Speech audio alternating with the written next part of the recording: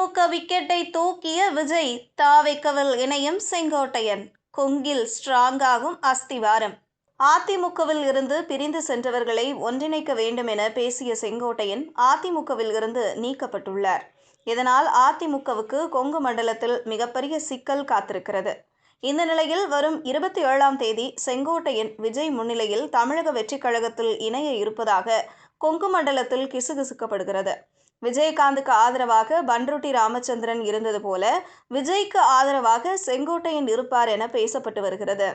அதே நேரத்தில் செங்கோட்டையன் இணைவு குறித்த அதிகாரப்பூர்வ தகவல் எதுவும் வெளியாகவில்லை.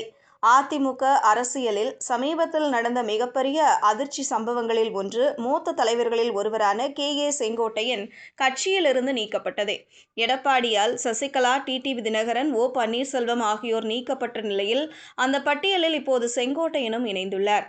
கட்சியில் பிளவை சரி செய்ய வேண்டும், பிரிந்து சென்ற தலைவர்களை மீண்டும் ஒன்றிணைக்க வேண்டும் என்ற அவரது கோரிக்கையை ஏற்காத எடப்பாடி பழனிசாமி இறுதியில் அவரது அடிப்படை உறுப்பினர் பதவியையே பறித்துவிட்டார். இந்நிலையில் வரும் நவம்பர் 27ஆம் தேதி, அதாவது இன்னும் சில நாட்களில் செங்கோட்டையன் நடிகர் விஜய் முன்னிலையில் தமிழக வெற்றிக் கழகத்தில் இணையவிருக்கிறார் என்ற தகவல்கள் பரவலாக பேசப்படுகிறது. இது உண்மையாக இருக்கும் பட்சத்தில் 2026 சட்டசபை அரசியலில் பெரிய அதிர்வை உருவாக்கும் நகர்வாக கருதப்படுகிறது. ஈரோட்டைச் சேர்ந்த செங்கோட்டையன் வெறும் 25 வயதிலேயே எம்ஜிஆர் அரசியலுக்கு கொண்டு வந்தார். MLA பதவியையும் மிக இளம் வயதிலேயே பெற்றவர். அதிமுக வரலாற்றில் 9 முறை MLAவான ஒரு சிலரில் வரிசையில் இன்று வரை அவர் தனியாக செல்வாக்கோடு திகழ்கிறார்.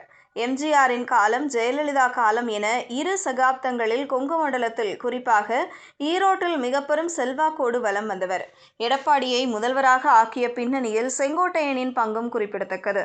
ஜெயலலிதா மறைவுக்கு பிறகு கட்சியில் ஏற்பட்ட குழப்பத்திற்கிடையே முதல்வர் வாய்ப்பு நெருங்கி வந்தது. அப்போதும் அதை துறந்து எடப்பாடி பழனிசாமிக்கு ஆதரவு கொடுத்து அவரை முதல்வராக்கியவர்களில் முக்கியமானவர் செங்கோட்டையன். கட்சி உடையக்கூடாது என்பது அவரது நிலைப்பாடு. எனினும் கடந்த 1 வருடமாக எடப்பாடியின் சில முடிவுகள் மீது அவர் மிகுந்த அதிருப்தியில் இருந்தார். 2026 தேர்தலில் அதிமுக வெற்றி பெற வேண்டுமெனில் ஓ பன்னீர்செல்வம், டிடிவி தினகரன், சசிகலா ஆகியோருடன் ஏற்பட்ட பிளவை சரி செய்ய வேண்டும் என்று செங்கோட்டையன் பல தடவை எடப்பாடியிடம் வலியுறுத்தினார். ஆனால் எடப்பாடி அவர்களுக்கு அதிமுகவில் இடமில்லை என்பதில் உறுதியாய் இருந்த நிலையில் எதிர்வினையாக செங்கோட்டையன் பேட்டி கொடுக்க அவரது கட்சி பொறுப்புகள் பறிக்கப்பட்டன. சில வாரங்களுக்கு முன் அவரது அடிப்படை உறுப்பினர் பதவியும் பறிக்கப்பட்டது.